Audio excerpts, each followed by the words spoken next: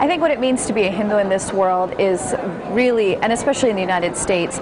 taking a religious tradition that's so ancient and finding modern applications for it, eternal truths that are still applicable in today's life, of selfless service, of loving devotion to God, of seeing the divine in all of existence, and especially in a world where we have religious strife, where we have issues of depleting our natural resources, of poverty and hunger. There's so much that we can be drawing from Hindu teachings that can help us all become better human beings in eliminating a lot of these issues that we face.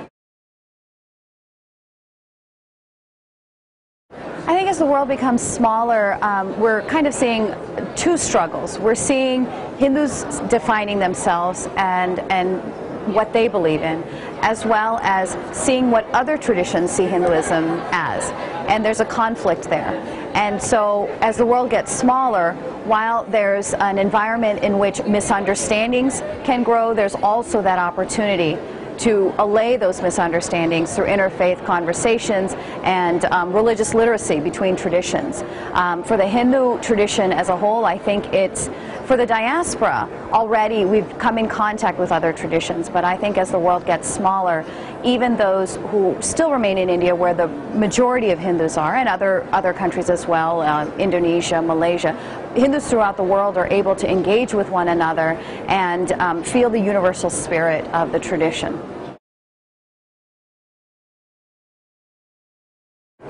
I think the parts of the Hindu tradition that are easiest for people to expect or to accept are the belief in an immanent and transcendent divine, and the practical application of that, of the divine being throughout all existence, really provides a platform in which we can address a lot of the issues that we face as a global community,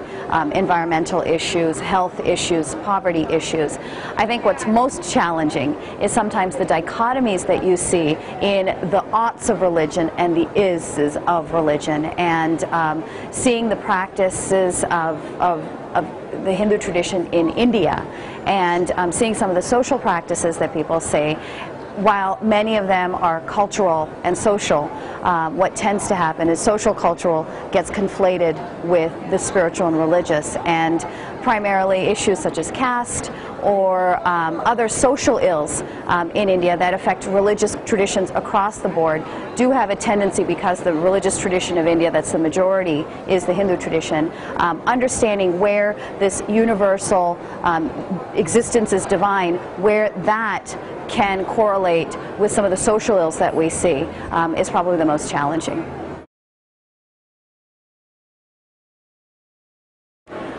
I think, first of all, to come to an event like this is just such an honor and privilege. The spiritual energy that's here with so many learned people from every religious tradition is really something that's unique, and I'm really happy that I've had this chance in my lifetime to see this, to see religious traditions come together and talk about, of course, the shared values, but also discuss the differences, which I think is also very important, is a good opportunity. And for the Hindu community, really beginning to engage not just nationally but internationally, and bringing about our perspectives from the practitioner's point of view is important, because